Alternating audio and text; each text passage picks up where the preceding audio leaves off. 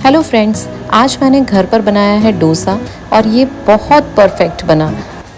आप देख सकते हैं ये तवे पर बिल्कुल भी नहीं चिपका और मैंने इसको नॉर्मल तवे पर बनाया है और क्रिस्पीनेस तो आप इसकी सुन ही सकते हैं। तो हाँ, घर पर भी मार्केट से भी बेटर डोसा बन सकता है, वो भी नॉर्मल तवे पे, और ये बिल्कुल टूटेगा नहीं, चिपकेगा नहीं।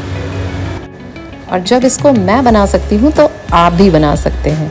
तो चलिए स्टार्ट करते हैं और सीखते हैं मेरे साथ परफेक्ट डोसा बनाना, सिर्फ कुछ टिप्स एंड ट्रिक्स के साथ जिसे आपको फॉलो करना है। तो इसलिए वीडियो को एंड तक ज़रूर देखिए।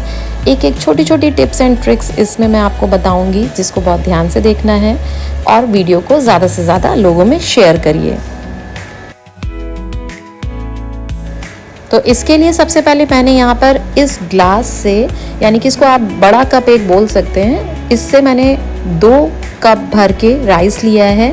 ये मैंने पुराने चावल यहाँ पर यूज़ किए हैं। इसको हम ओवरनाइट सोक होने के लिए रख देंगे। साथ में इसमें मैंने डाला है 1 चम्मच मेथी दाना। अगर आप मेथी दाना डालेंगे तो इससे टेस्ट बहुत ज़्यादा डोसे का इन्हांस हो जाता है, टेस्ट बढ़ जाता है, तो इसको आप ज़रूर डालिएगा इसमें। तो यहाँ पर एक तरफ मैंने चावल भिगो करके रख दिए हैं, दूसरी साइड हमें जितना हमने चावल लिया है उसका 1/4, यानी कि 2 कप चावल लिया है तो मैंने यहाँ पर आधा कप, उसी कप से मेज़र करना है आपको। मैंने उड़द की दाल यहाँ पर साफ़ कर ली है। उसके बाद इसको भी हम वॉश करके अच्छे से भिगो लेंगे। तो इसको भी हम ओवरनाइट सोक होने के लिए अलग बर्तन में रख देंगे। मैंने यहाँ पर छिलके वाली दाल ली है, आपके पास अगर बिना छिलके वाली दाल हो तो वो ज़्यादा बेटर रहेगा। और अब इधर एक तीसरे बर्तन में 3 से 4 चम्मच, अगर आपने उधर 2 कप चावल लिए हैं तो आप इधर 3 से 4 चम्मच लगभग चने की दाल ले लीजिए। उसको भी हमें ओवरनाइट सोक करना है, लेकिन याद रहे तीनों को अलग अलग बर्तन में ही ऐसे ही रखना है। तो इसको हम रात भर के लिए रख देंगे भीगने के लिए। तो दूसरे दिन मॉर्निंग में चावल अच्छे से भीग चुके हैं, इसमें मेथी दाना भी भीग चुका है। अब हमें इसको मिक्सर में ग्राइंड करना है। तो एक कोई बड़ा बर्तन ले लेंगे, उसमें ये ग्राइंड कर करके हम लोग एक साथ अब तीनों चीज़ों को मिक्स करके रख सकते हैं। तो यहाँ पर जब आप ग्राइंड कर रहे हैं, पानी हमको वही वाला इस्तेमाल करना है जो भीगे हुए चावलों में था। तो यहाँ पर पीसते टाइम हमें इसे बहुत बारीक नहीं पीसना है। चावल के पार्टिकल्स जैसे कि इसमें आप देख रहे हैं थोड़े थोड़े से दिखने चाहिए।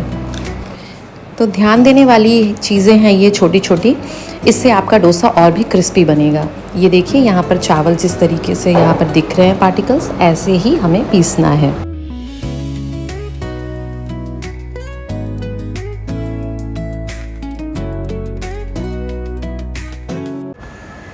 तो इधर मैंने उड़द दाल को वॉश कर लिया है, क्योंकि इसमें छिलके वाली दाल थी तो इसलिए थोड़ा सा इसमें टाइम लगेगा वॉश करने में। आप बिना छिलके वाली दाल लेंगे तो इसीलिए वो ज़्यादा बेटर रहेगा। तो इधर मैंने उड़द की दाल को भी पीस लिया है और इसको अब हम हाथ से मिक्स करेंगे, क्योंकि जो डोसे का बैटर बनाने का ट्रेडिशनल वे होता है ना, वो हाथ से ही मिक्स करना होता है।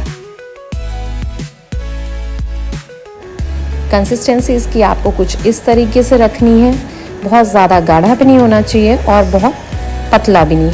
अब इसको भी हम एक तरफ ढक करके रख देंगे कम से कम 8 से 10 घंटों के लिए। इस टाइम यहाँ पर गर्मियाँ हो रही हैं, फिर भी मैंने इसको 10 घंटे के लिए फर्मेंट होने के लिए रखा था। अब यहाँ पर जब फर्मेंट हो जाएगा तो आप देख सकते हैं इसमें थोड़े थोड़े से बबल्स आ जाते हैं, और जब आप इसको टच करेंगे तो ये ऐसे छूने में ना फ्लफ़ी सा लगेगा आपको। तो ये आप देख रहे हैं ना, ये थोड़ा सा फ्लफ़ी सा हो गया। लेकिन इससे ज़्यादा भी अगर आप खमीर इसमें उठा देंगे तो फिर थोड़ा सा डोसे में खट्टापन आ जाएगा, वो फिर उतना परफेक्ट नहीं लगेगा। तो अब इसी टाइम पे इसमें नमक ऐड कर देंगे और अब हमारा डोसा बैटर तैयार है। तो चलिए अब देखते हैं आगे की ट्रिक्स क्या हैं। तो ये देखिए यहाँ पर मेरा ये नॉर्मल सा तवा है, कोई नॉन स्टिक तवा नहीं है, बस ये फ्लैट है लेकिन ये नॉन स्टिक नहीं है। तो यहाँ पर सबसे पहले मैंने थोड़ा सा ऑयल अप्लाई कर लिया है तवे को गर्म करके अच्छे से। फिर उसके बाद इस पर पानी की छींटे डालेंगे और इसको साफ़ कपड़े से हम पोंछ लेंगे। हमें पानी की छींटें तब तक डालनी है जब तक कि आप पानी की छींटों की आवाज़ सुन रहे हैं ना, वो धीमी ना हो जाए। स्टार्टिंग में जब हम डालेंगे तो पानी की छींटों की आवाज़ तेज़ होगी, फिर धीरे धीरे वो कम होती जाएगी। जब पानी की छींटों की आवाज़ बिल्कुल कम आए तो समझ लीजिए तवा बिल्कुल परफेक्ट गर्म है डोसे का बैटर स्प्रेड करने के लिए। अगर बहुत ज़्यादा तवा गर्म होगा तो डोसे का बैटर आपका स्प्रेड नहीं हो पाएगा और डोसे का शेप बिगड़ जाएगा। इस टाइम पर गैस को हाई फ्लेम पर ही रखेंगे और अब हम इस पर ऑयल या घी की कुछ ड्रॉप्स डालेंगे और इसको भी स्प्रेड कर लेंगे। मैंने यहाँ पर घी अप्लाई किया है।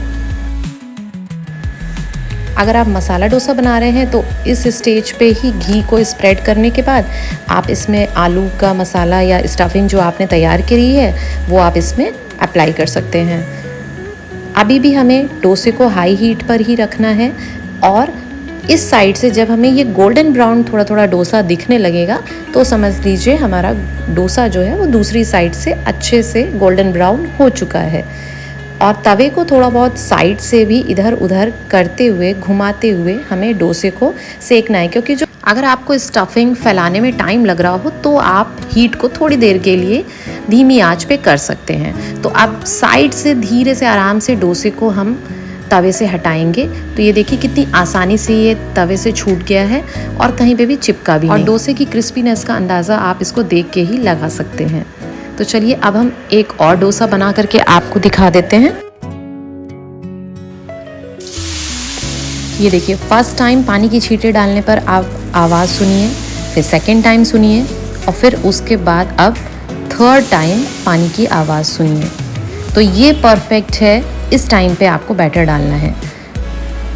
आप बैटर डालेंगे तो ये आसानी से स्प्रेड हो जाएगा। बैटर फैलाते टाइम आंच को धीमी कर दीजिए और फैला लेने के बाद में आंच तेज कर दीजिए। हो सकता है अगर आप फर्स्ट टाइम बना रहे हैं तो आपसे डोसा टूट भी जाए, लेकिन उसमें आप बिल्कुल भी डिसअपॉइंट मत होइए। छोटे छोटे डोसे बना करके आप ट्राई करिए, धीरे धीरे आपसे भी परफेक्ट डोसा बनने लग जाएगा। तो ये देखिए इस टाइम पे हमने घी इसमें अप्लाई किया और जब ये इस तरफ से हल्का सा गोल्डन सा ब्राउन सा दिखने लगेगा, इसका मतलब उस साइड से डोसा अच्छे से हो चुका है। तो ये आसानी से धीरे से साइड से करते हुए इसको हम डोसे को हटा लेंगे और ये कितनी आसानी से छूट जा रहा है। डोसे पे डोसा ना ही तो तवे पे चिपक रहा है और ना ही तो टूट रहा है। ये प्लेन डोसा हमारा बन करके तैयार है। तो आप भी इस तरीके से घर में डोसा बनाइए। सबको घर में बहुत पसंद आया मेरे यहाँ तो आप भी अगर इसको बनाने लग गए ना तो यकीन मानिए आपको बहुत कम समय लगेगा डोसा बनाने में और आपको इसको बनाने में बहुत मज़ा आएगा और बिना झंझट के ये बनेगा।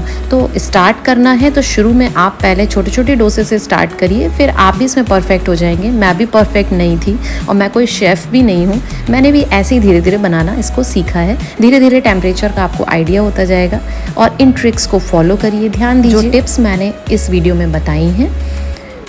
और हाँ, एक और इम्पॉर्टेंट टिप है, कभी भी डोसे के बैटर को फ्रिज से निकाल करके तुरंत डोसा मत बनाइए, वो डोसा चिपकने लग जाएगा। हमेशा उसको रूम टेम्परेचर पर ला करके ही डोसा बनाएं। तो अब यहाँ पर डोसा हम सांभर और चटनी के साथ एंजॉय करते हैं। मैं मिलती हूँ आपको नेक्स्ट वीडियो में, तब तक के लिए बाय बाय।